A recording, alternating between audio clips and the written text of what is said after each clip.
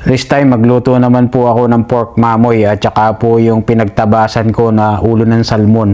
Bali, pagkahugas ko nga po ng pork mamoy po na yan, nilagyan ko lang ng salt, pepper at saka po chili powder and garlic onion powder. At naghiwa na rin po tayo ng bawang sibuyas at luya para po sa paggigisahan po natin ng ulo ng salmon. Gagawin ko nga pala itong fish steak o escabeche, yung ulo ng salmon. At ito naman po inuna kong lutuin yung pork mamoy. Kumbaga ginrill ko lang po siya muna sa or pinrito sa konting mantika. Baka madali na naman tayo ng malulupit natin ng mga master chef dito. At habang inihiwa natin yung balat ng salmon, bali ipiprito ko nga po yan.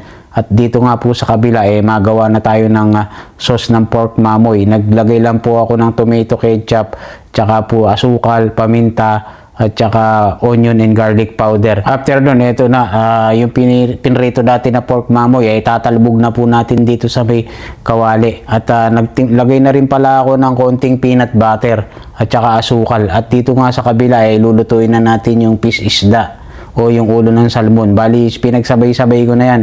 Onion, garlic, at saka po ginger. At pagkagisa, nilagyan ko lang po ng soy sauce, tsaka po pepper, garlic powder, onion powder, chili powder, at tsaka po vinegar para may asim po ng konti. At dito naman sa kabila po, piniprito na natin yung balat po ng salmon para mas masarap ang ating kainan. Dahil nga chinat ko yung mga tropa dito, nasabi ko nga tara dito ka ako sa bahay, off ko naman, kain tayo dito.